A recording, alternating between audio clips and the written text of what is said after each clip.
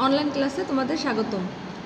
আজকে 2022 শিক্ষার্থীদের জন্য অ্যাসাইনমেন্ট 1 নিয়ে আলোচনা করব। অ্যাসাইনমেন্ট 1 তোমাদের আগেও আমি একটা ক্লাস নিয়েছি। আজকে আবারও এই অ্যাসাইনমেন্ট 1-এর উপরে দুটি প্রশ্ন নিয়ে আলোচনা করব। দেখো শিক্ষার্থীরা, অ্যাসাইনমেন্ট 1-এর বিষয় ছিল হচ্ছে দেশের অর্থনৈতিক উন্নয়ন ও সমৃদ্ধ অর্জনের ক্ষেত্রে উৎপাদনশীলতার ভূমিকা নিরূপণ। এখান থেকে আজকে আমি যে দুটি বিষয় নিয়ে আলোচনা করব সেটি হচ্ছে উৎপাদনের ধারণা আর হচ্ছে ছকসহ উৎপাদনশীলতা পরিমাপের পদ্ধতি। তাহলে প্রথমেই আমরা জানব উৎপাদনের ধারণা সম্পর্কে। সাধারণভাবে কোনো কিছু সৃষ্টি বা তৈরি করাকে উৎপাদন বলে, কিন্তু মানুষ কোনো কিছু সৃষ্টি বা ধ্বংস করতে পারে না। মানুষ শুধু রূপ পরিবর্তন করতে পারে। তাই প্রকৃতি প্রদত্ত সম্পদকে প্রক্রিয়ার মাধ্যমে রূপ পরিবর্তন করে মানুষের ব্যবহার উপযোগী করে তোলাই হচ্ছে উৎপাদন, অর্থাৎ পণ্যের নতুন উপযোগ সৃষ্টি করাই হচ্ছে উৎপাদন। উপযোগ বিভিন্ন রকম হতে পারে, যেমন রূপগত, স্থানগত, সময়গত। এই যে উপযোগগুলো এর আকার আকৃতি বা রূপের পরিবর্তন করে যে নতুন নতুন উপযোগ সৃষ্টি হয় তার মাধ্যমে উৎপাদনের সৃষ্টি হয়।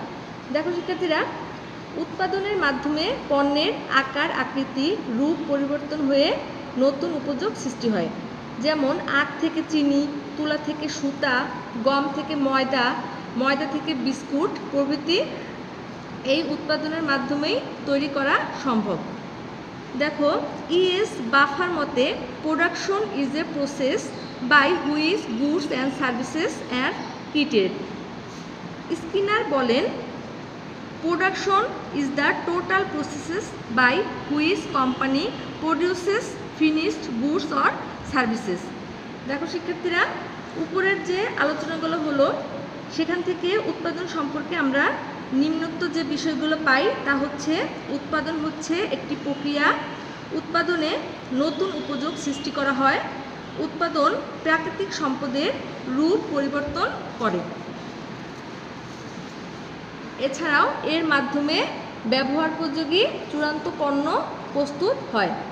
তাহলে দেখো, পরিশেষে বলা যায় উৎপাদনের উপকরণসমূহ যথাযথ ব্যবহারের মাধ্যমে বিক্রয়ের উদ্দেশ্যে চূড়ান্ত পণ্য তৈরির প্রক্রিয়াকে উৎপাদন বলে।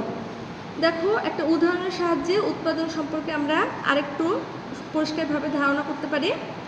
জনাব শিহাব মিরপুরে একটি ব্রেড ও বিস্কুট ফ্যাক্টরি পরিচালনা করেন। তার কারখানায় 18 জন শ্রমিক কাজ করে। তিনি বিভিন্ন ধরনের পাউরুটি, বিস্কুট, কেক প্রভৃতি তৈরি করেন। উৎপাদিত এ সকল সামগ্রী রাখার জন্য কারখানার একপাশে তিনি একটি গুদামও নির্মাণ করেছেন। পণ্য বাজারজাতকরণের জন্য তার 5টি রিক্সা ভ্যানও রয়েছে। এগুলোর মাধ্যমে তার উৎপাদিত পণ্য বিভিন্ন খুচরা দোকানে সরবরাহ করে। এখানে জনাব শিহাব রূপগত, সময়গত ও স্থানগত উপযোগ সৃষ্টি করেছেন।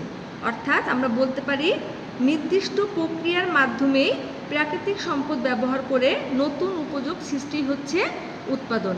এখন শিক্ষার্থীরা, যদি উৎপাদনের ধারণা দাও তোমরা, তখন এই উৎপাদন ধারণা সম্পর্কে আলোচনা করে পরে একটি উদাহরণ দিয়ে দিবে তোমরা নিজের মতো করে। এরপর দেখব উৎপাদনশীলতার প্রকারভেদ ও পরিমাপ। উৎপাদন ও উপকরণের অনুপাতকে উৎপাদনশীলতা বলে। উৎপাদনশীলতা পরিমাপের মাধ্যমে উৎপাদনের দক্ষতা পরিমাপ করা যায়। দেখো শিক্ষার্থীরা, নিম্নে চিত্রের মাধ্যমে দেখানো হলো উৎপাদনশীলতার প্রকারভেদ হচ্ছে 5টি। 1 হচ্ছে মোট উৎপাদনশীলতা, 2 শ্রমের উৎপাদনশীলতা, 3 যন্ত্রের উৎপাদনশীলতা, 4 মালামালের উৎপাদনশীলতা, 5 আর্থিক উৎপাদনশীলতা। তারপর দেখো, মোট এবং সার্বিক উৎপাদনশীলতা কাকে বলে? মোট উৎপাদনের মূল্য ও মোট উপকরণের মূল্যের অনুপাতকে মোট উৎপাদনশীলতা বলে। দেখো, এর সূত্রটা হচ্ছে কি, উপরে হচ্ছে মোট উৎপাদনের মূল্য, নিচে হচ্ছে মোট উপকরণের মূল্য। এরপর হচ্ছে দেখো শ্রমের উৎপাদনশীলতা। মোট উৎপাদনের একক ও মোট শ্রম ঘন্টার অনুপাতকে শ্রমের উৎপাদনশীলতা বলে। শ্রমের পরিমাণ হিসাব করতে শ্রম ঘন্টা বা শ্রম ব্যয়কে বিবেচনা করা হয়। আবার মোট উৎপাদনের হিসাব করতে মোট উৎপাদনের একক বা মোট উৎপাদনের আর্থিক মূল্যকে বিবেচনা করা যেতে পারে। এখন দেখো শ্রমের উৎপাদনশীলতার সূত্র হচ্ছে কি, উপরে হচ্ছে মোট উৎপাদনের একক আর নিচে হচ্ছে মোট শ্রম ঘন্টা। এছাড়াও আরেকটি শ্রমের সূত্র রয়েছে মোট উৎপাদনের আর্থিক মূল্য আর হচ্ছে মোট শ্রম ব্যয়ের পরিমাণ। এরপর দেখো যন্ত্রের উৎপাদনশীলতা।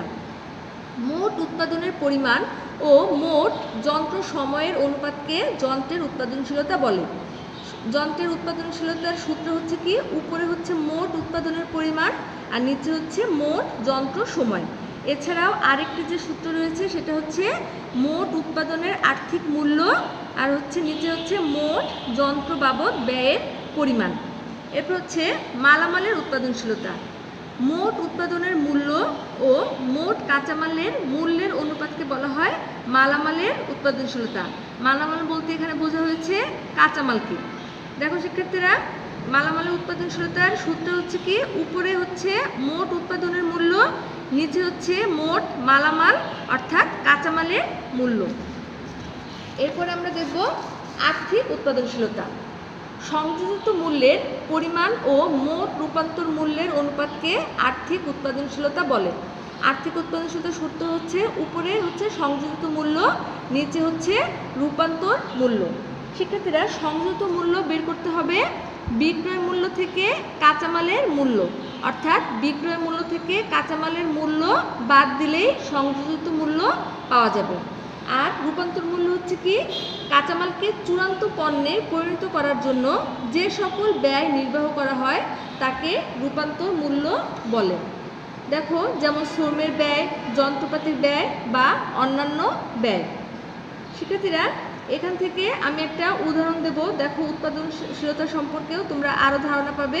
সেটা হচ্ছে ঢাকা শু কোম্পানি লিমিটেড বছরে 5 লাখ জোড়া জুতা তৈরি করে, যার মোট বিক্রয় মূল্য 50 কোটি টাকা। এ জুতা তৈরি বাবদ যে পরিমাণ কাঁচামাল ও অন্যান্য উপকরণ ব্যবহৃত হয়েছে তার মূল্য 20 কোটি টাকা। কর্মকর্তা ও কর্মচারীদের শ্রম ব্যয় হয়েছে 50,000 ঘন্টা, যার মূল্য হচ্ছে 5 কোটি টাকা। 5,000 ঘন্টা বিভিন্ন যন্ত্রপাতি ব্যবহৃত হয়েছে, যার আনুমানিক মূল্য 5 কোটি টাকা এবং বিবিধ খাতে 10 কোটি টাকা খরচ হয়েছে। তাহলে দেখো, ঢাকা শু কোম্পানির যে বিভিন্ন ধরনের উৎপাদনশীলতা রয়েছে সেটি কিভাবে নির্ণয় করা যায়। দেখো, মোট উৎপাদনশীলতা হচ্ছে কি, উপরে হচ্ছে মোট উৎপাদনের মূল্য, নিচে হচ্ছে মোট উপকরণের মূল্য। দেখো শিক্ষার্থীরা, মোট উৎপাদন করেছিলাম আমরা 5 লাখ জোড়া জুতা করেছিলাম, মোট বিক্রয় ছিল হচ্ছে 50 কোটি টাকা। আর মোট উপকরণের মূল্য হচ্ছে, মোট উপকরণের মধ্যে তোমার কাঁচামাল ধরতে হবে, কর্মকর্তা কর্মচারীর ব্যয় ধরতে হবে, যন্ত্রপাতি বাবদ যে খরচগুলো হয়েছে তা ধরতে হবে এবং বিবিধ খাতের যে খরচগুলো হয়েছে তাও ধরতে হবে। তাহলে দেখো, উপরে হচ্ছে কি মোট উৎপাদনের মূল্য আর নিচে হচ্ছে এই যে সব যে মূল্যগুলো হচ্ছে এগুলো হচ্ছে মোট উপকরণের মূল্য। এখান থেকে ভাগ করলে আসছে হচ্ছে 1.25 টাকা। তাহলে মোট উৎপাদনশীলতা হচ্ছে 1.25 টাকা। এরপর দেখো শ্রমের উৎপাদনশীলতা। উপরে হচ্ছে মোট উৎপাদনের একক আর নিচে হচ্ছে মোট শ্রম ঘন্টা। দেখো শিক্ষার্থীরা, মোট উৎপাদনের একক ছিল হচ্ছে 5 লাখ জোড়া, অর্থাৎ এই যে 5 লাখ জোড়া জুতা আমরা তৈরি করছি এটা হচ্ছে মোট উৎপাদনের একক এবং মোট শ্রম ঘন্টা হয়েছে 50,000 ঘন্টা। তাহলে আমাদের বের হলো 10 একক। এরপর হচ্ছে যন্ত্রের উৎপাদনশীলতা। উপরে মোট উৎপাদনের পরিমাণ, নিচে হচ্ছে মোট যন্ত্র সময়। দেখো শিক্ষার্থীরা, মোট উৎপাদনের পরিমাণ হচ্ছে 5 লাখ জোড়া জুতা আর যন্ত্র সময় ছিল হচ্ছে 5,000। এ থেকে বের হয়েছে হচ্ছে 100 একক। দেখো, তাহলে যন্ত্রের উৎপাদনশীলতা প্রতি ঘন্টায় হচ্ছে 100 একক। এরপর হচ্ছে মালামালের উৎপাদনশীলতা। দেখো, মালামাল বলতে আমরা আগেই বুঝিয়েছি মালামাল হচ্ছে কাঁচামাল। তাহলে দেখো, মোট উৎপাদনের মূল্য ছিল হচ্ছে যে বিক্রয় মূল্য যে 50 কোটি টাকা আর মোট মালামাল অর্থাৎ কাঁচামালের যে মূল্য সেটা হচ্ছে 20 কোটি টাকা। এখান থেকে ভাগ করলে 2.5 টাকা আমরা পাই, অর্থাৎ মালামালের উৎপাদনশীলতা হচ্ছে 2.5 টাকা।